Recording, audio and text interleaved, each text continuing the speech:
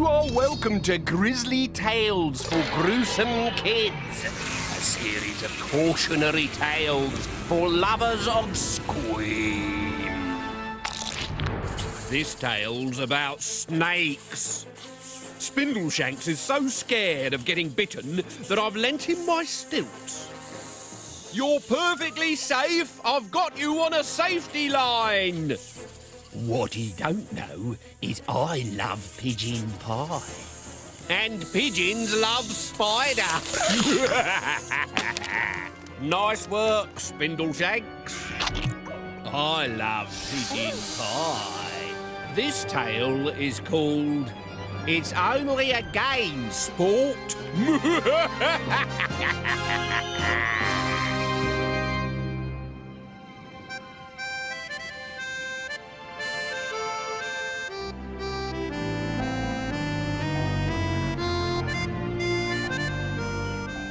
Bruce was Australian, so his house was built on stilts to keep the snakes out.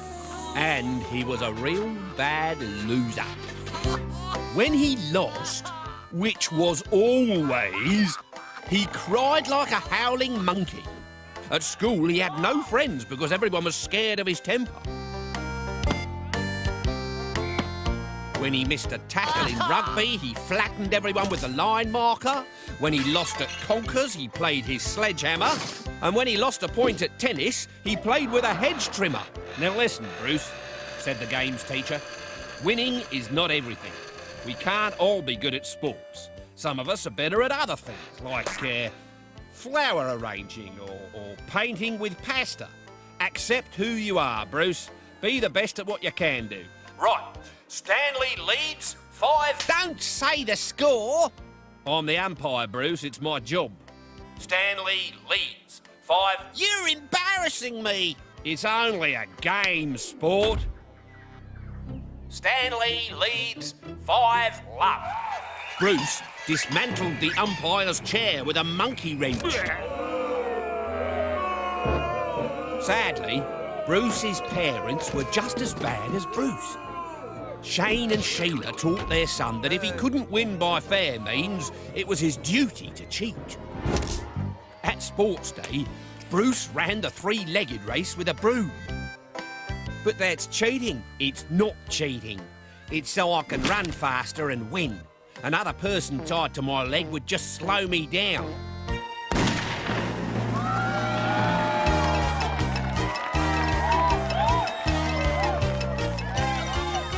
Come on, Brucey! Ram the pole up their nose holes.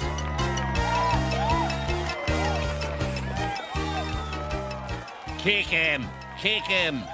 Trip the dingbats up! Bruce finished last, and as usual had 1,000 excuses. Pulled a muscle in my ear so I didn't hear the gun, and I needed a pee and I got a splinter from the broom handle and the grass was too green. It's not fair. They ganged up on me and wouldn't let me pass. That's called racing, you big baby. That's cheating. They knew I was the best, so they didn't let me win. Well, don't stand there blubbing like a Sheila. If I was robbed of victory, I'd drop the hammer thrower's hammer on the winner's foot. Yeah, smash his bones up. That'll teach the dirty cheat not to beat you again.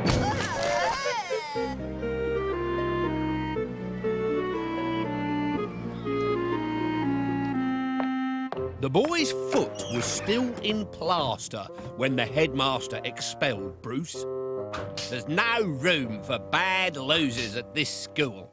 No other schools would take him either, which meant that 2 weeks later, Bruce spent all his time at home with his little sister Kitty. Poor Kitty. She didn't care about winning. She liked flowers. So Bruce challenged Kitty to all sorts of games that he knew she couldn't win, on account of him being twice her size.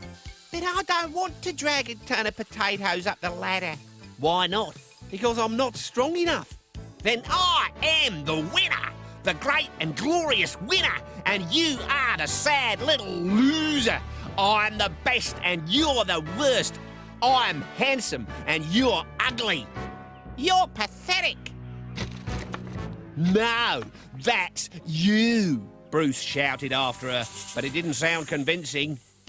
Bruce liked to make up games so that only he knew the rules. Then, if she started to win, he could change them. Kitty lost at emu croquet by 1 fall and a submission. When it was Bruce's go to play bush snooker, the kangaroos were tied down. But when it was Kitty's go, Bruce released the pockets, leaving Kitty nothing to aim at. And when they played trivial barbecues, Bruce asked Kitty impossible questions, like, who invented fire? Prehistoric man? Yeah, but what was his name? While he gave himself the easy questions. Bruce, do you cook meat on a barbecue? Yes, mate. 2 points. I win!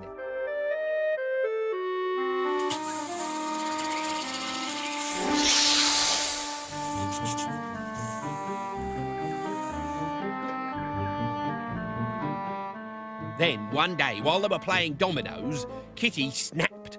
If I don't win, your hamster gets buried alive, OK? Fine, she said. You win, I don't care. Yes! Crowed Bruce. I'm the greatest human being what ever played games. You're just a titchy-witchity. You're nothing. Calling her nothing was nasty. Kitty was Kitty. For the first time in her life, she wanted to beat him. Let's play a game that I choose, she said. You can't win. We'll see. Snakes and ladders. Now, Bruce didn't like dice games because where there was chance, there was the possibility that he might lose. Mind you, he was only playing his squitty little sister who couldn't even throw a tennis ball beyond the end of her shoes. OK, he said. You can start. Kitty threw a 6, then a 5, and whipped up the first ladder. He threw a 3 and met a snake. She threw another 6, missed 2 snakes, climbed a second ladder, threw a 2 and was already halfway home, while he threw a 1 and slid down. Can you pass it? No, get it yourself. The bad-tempered loser was back. That's not fair. I'm changing the rules. But it's my game. So, from now on, we go down ladders and up snakes.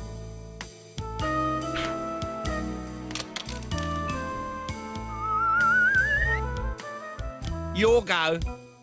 Oh, look, I've nearly won. And then it happened.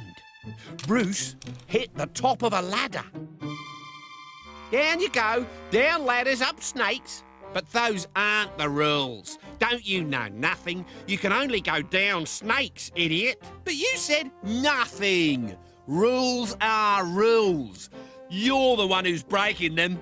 I can go up and down ladders and snakes any way I like. And with that, he hurled the board off the balcony and tripped over the pet koala. He grabbed for the handrail but missed, and the next thing he knew, he'd slid down a ladder and was up to his neck in snakes. Game over!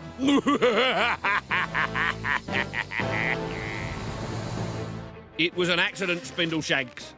How was I to know that pigeons like eating spiders? Anyway, I've taught him a lesson.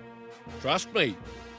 That pigeon will never bother you again.